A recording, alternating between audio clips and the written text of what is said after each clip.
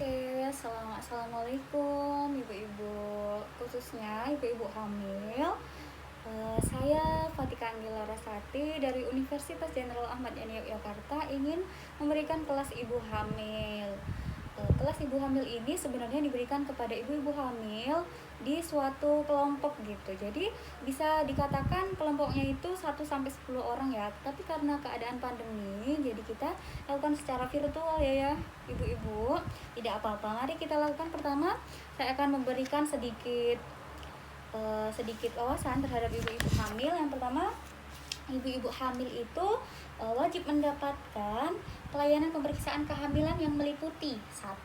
Pengukuran tinggi badan, pengukuran tekanan darah, dan juga pengukuran lingkar lengan atas atau lila, dan kemudian pengukuran tinggi rahim, kemudian penentuan letak janin presentasi janin dan perhitungan jantung janin. Sebentar, kemudian penentuan status imunisasi tetanus toksoid atau imunisasi TT. Kemudian kita juga imunisasi TT-nya juga harus dengan selang waktu. Jadi tidak sembarangan ya ibu-ibu. TT pada pertama itu langkah awal untuk membentuk kekebalan tubuh terhadap penyakit tetanus. Kemudian yang kedua itu 1 bulan setelah TT1. Jadi setelah TT1 kita lakukan imunisasi TT lagi di 1 bulan setelah TT1. Itu lama perlindungannya 3 tahun ibu-ibu. Kemudian langsung saja ada juga TT3. TT3 itu 6 bulan setelah TT2.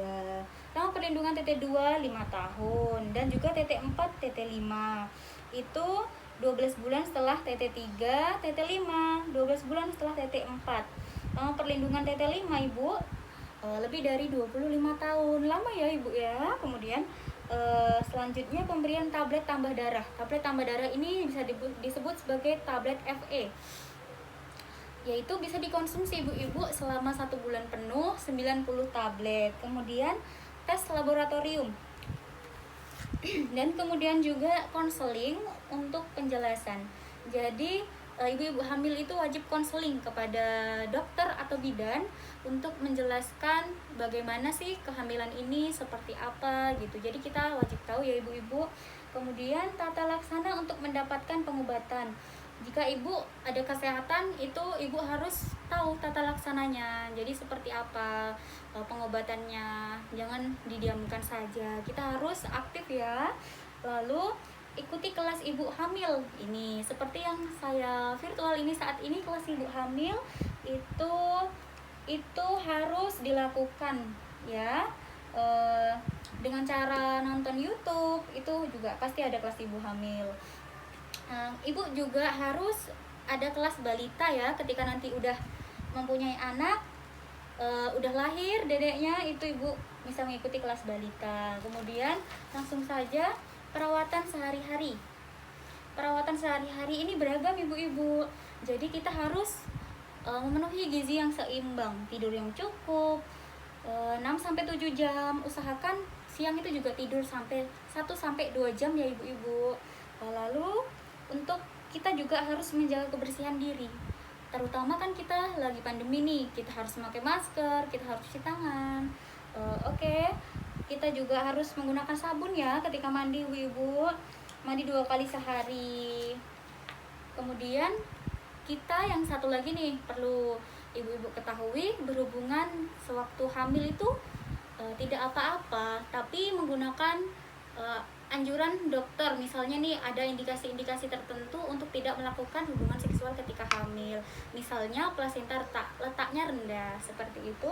Ibu juga harus melakukan aktivitas fisik seperti senam dan juga olahraga ya, tapi olahraga yang aman. Seperti juga ibu bisa yoga, seperti itu. Kemudian ibu harus menghindari hal-hal yang berikut ini ketika hamil. Apa aja sih itu? Yang pertama, kerja berat, dilarang bekerja berat ya. Dilarang merokok, ibu-ibu hamil dilarang merokok atau terpapar asap rokok. Kemudian minum minuman yang bersoda, yang beralkohol dan jamu itu dilarang ya ibu. Jamu itu banyak banyak yang mengatakan boleh, tapi karena jamu itu sifatnya belum ada evidence base yang menjelaskan bahwa jamu itu bagus, jadi sebaiknya jangan konsumsi ya. Kemudian tidur telentang selama lebih dari 10 menit di hamil tua itu tidak boleh. Sebaiknya kita tidurnya miring ke kiri kalau ibu hamil. Untuk hamil itu minum obat tanpa resep dokter, minum obat warung itu dilarang.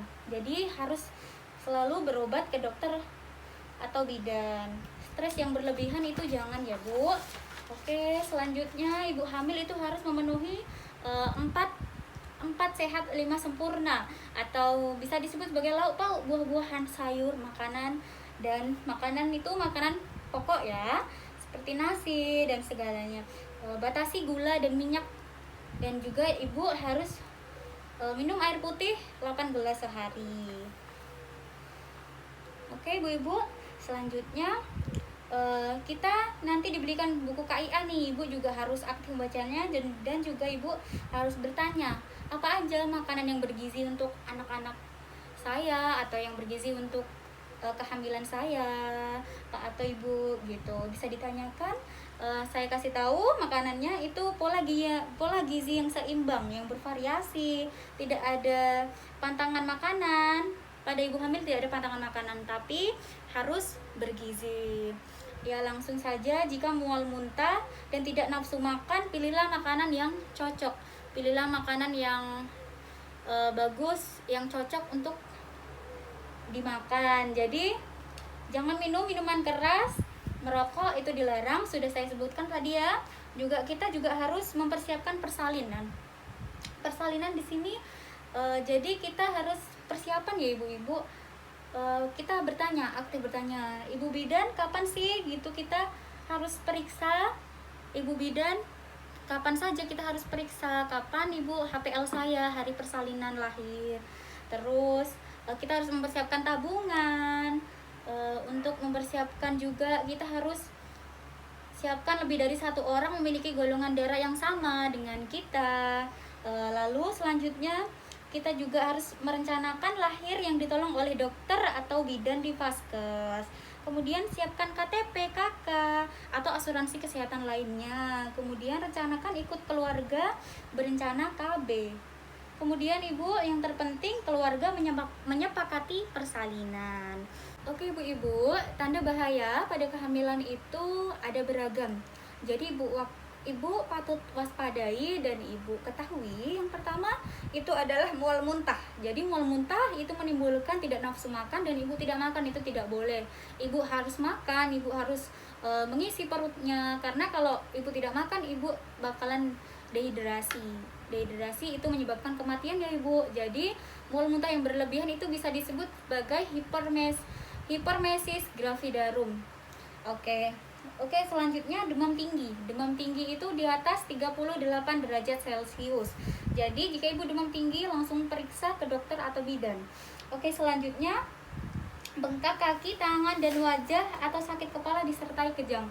Jadi ketika kita bengkak di kaki, wajah, tangan itu disertai kejang, ibu wajib langsung periksa ke dokter atau bidan, ke Vaskes ya intinya. Terus ibu merasa janin kurang bergerak dibanding sebelumnya, ibu merasa janin aktif tiba-tiba janinnya tidak bergerak, itu harus waspada, dan ibu harus lakukan pemeriksaan kontrol itu ke bidan. Selanjutnya pada pendarahan pada hamil muda atau hamil tua, itu juga ibu harus waspadai. Oke, selanjutnya air ketuban keluar sebelum waktunya, sebelum pasca melahirkan air ketuban itu keluar duluan, itu juga tidak boleh. Oke ibu, selanjutnya pada masa kehamilan apabila mengalami keluhan segera bawa ke puskesmas, rumah sakit, dokter atau bidan, dan juga tentunya didampingi oleh keluarga terdekat ya. Oke, yang pertama demam, menggigil, berkeringat, malaria bila terdapat di endemis malaria maksud saya, dan terasa sakit saat kencing atau keluar keputihan atau gatal-gatal di daerah kemaluan, itu masalah lain pada kehamilan juga. Dan tentunya batuk lama lebih dari 2 minggu itu juga, dan jantung berdebar-debar atau nyeri di dada. Jadi jantung ibu itu berasa berdebar dan nyeri, itu juga harus ibu lakukan pemeriksaan. Terus diare berulang-ulang, terus yang terakhir ibu sulit tidur dan cemas berlebihan. Jadi di antara tanda-tanda yang saya sebutkan tadi, ibu wajib waspada dan selalu periksa dan tanyakan ke dokter atau bidan atau vaskes kesehatan lainnya. Pemeriksaan kehamilan ini di trimester pertama, kedua, dan ketiga itu ada jadwalnya ya ibu. Nanti kalau ibu ingin mengikuti kelas ibu hamil, ibu bisa tanyakan ke vaskes terdekat. Pasti itu ada nanti bimbingannya. Oke, cukup sekian penjelasan dari saya untuk masalah kelas kehamilan dan pengertian serta wawasan tentang kehamilan. Cukup. Wassalamualaikum warahmatullahi wabarakatuh.